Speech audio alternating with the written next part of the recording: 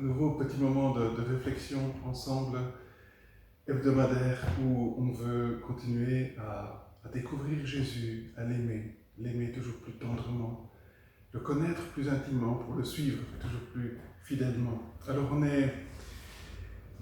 on continue de parcourir l'évangile de Luc et après avoir suivi Gabriel chez Zacharie au temple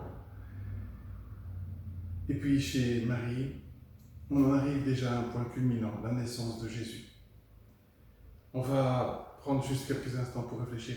On aura besoin de l'aide de l'évangile de Matthieu. Je vous explique pourquoi. Luc, au chapitre 2, va planter le décor, personnages politiques, militaires qui sont en train de gérer Israël, le lieu où tout ça va se dérouler. Ils ne restent pas dans le nord Galilée, ils doivent descendre à Bethléem. 5 versets pour poser le cadre, et puis seulement 2 versets pour nous décrire la naissance de Jésus, l'événement majeur de l'Écriture, ce vers quoi tout l'Ancien Testament pointait, la venue de Jésus. 2 versets, je vous les lis. Pendant qu'ils étaient là à Bethléem, le moment où Marie devait accoucher arriva, et elle mit au monde son fils premier-né. Elle l'enveloppa de lange et le coucha dans une mangeoire parce qu'il n'y avait pas de place pour eux dans la salle des hôtes. Il avait dans la région des bergers. 2 versets. 2 seuls versets. On ira acheter un petit coup d'œil chez Matthieu. Mais quelle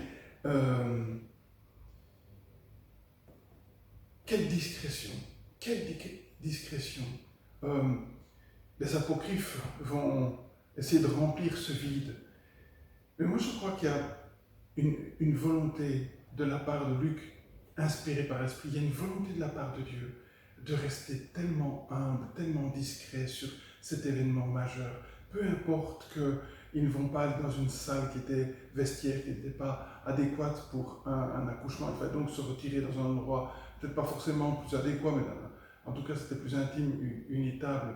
Mais cela me dit quelque chose du cœur de Dieu, de son humilité, de sa discrétion.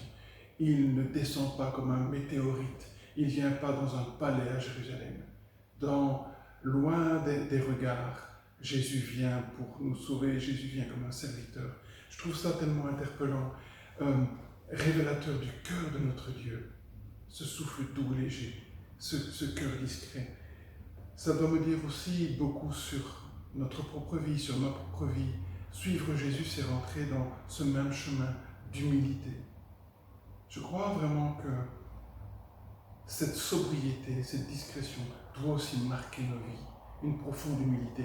Et très souvent, je me dis que là où on perçoit l'orgueil, l'absence d'humilité, on en dit long sur nos propres vies. Parfois l'humilité, c'est mal compris chez les chrétiens. On s'imagine qu'on doit être une carpette, c'est pas ça. Peut-être que vous avez fréquenté des milieux où on cherchait toujours à avilir l'être humain, à nous rendre plus mauvais que nous l'étions. Je crois que l'humilité, elle est le résultat de 2 éléments importants. Bien sûr, ce qu'on appelle la dépravation de l'homme. Depuis qu'on est sorti du jardin d'Éden, nous sommes des êtres abîmés par le péché, perdus, corrompus. Mais ça ne dit pas tout de nous. Il y a aussi toute la dignité attachée à l'image de Dieu en nous, toute la dignité des enfants de Dieu. Donc l'humilité, c'est cette juste compréhension de ce que nous étions, ce que nous sommes devenus en Jésus-Christ, et cette capacité de nous voir à travers le regard de Dieu, et cette capacité de nous mettre au service des autres, nous qui avons été rachetés par Jésus-Christ. Mais retenons quand même de cet épisode de la naissance de Jésus, cette profonde humilité. Il a accepté cet abaissement pour nous.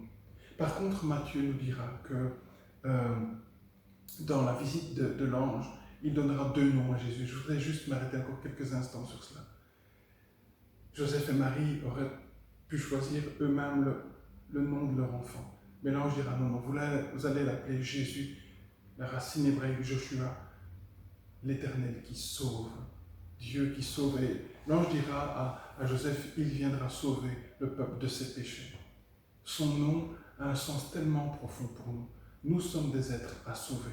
Acceptons ce statut ce besoin. Jésus vient et son premier mandat, c'est de nous sauver, de nous arracher aux conséquences des mauvais choix de nos grands-parents, les choix que nous avons corroborés.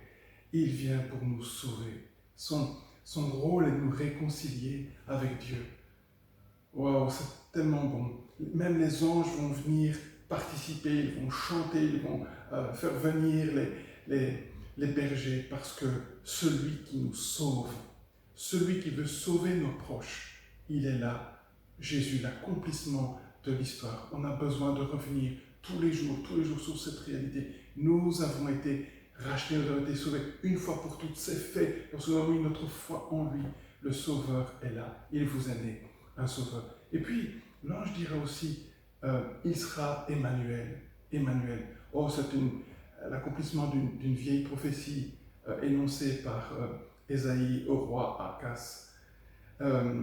La jeune fille sera enceinte et elle enfantera un enfant qui portera le nom Emmanuel.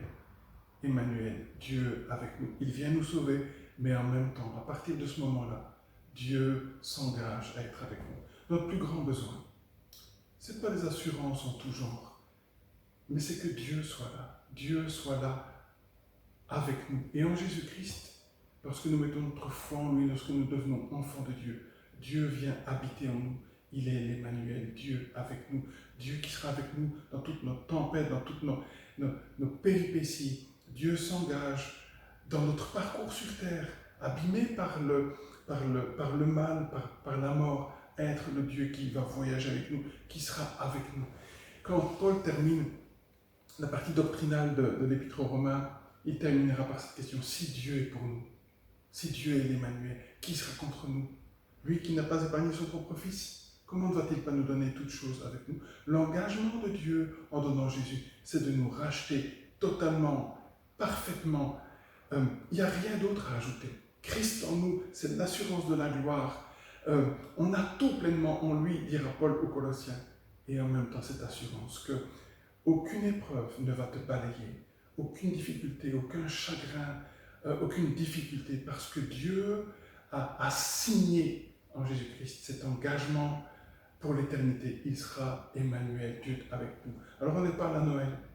Hein, on fait parfois la course aux nouvelles. Tu lis l'actualité, tu attends la dernière nouvelle. Moi je pense que ce que nos médias devraient relier jour après jour, c'est que le Sauveur est venu en Jésus-Christ. Il est l'Emmanuel, celui qui me réconcilie, Dieu qui s'engage à être avec moi. Tu connais ces vérités peut-être depuis tellement longtemps, mais comme Marie, tu dois les repasser et les repasser dans ton cœur. C'est ça qui va permettre que tu sois toujours reconnaissant. Dieu est avec toi pour toujours. Ça, c'est ton assurance. Ça, c'est ta certitude. Tu ne seras jamais tout seul. Jamais tout seul.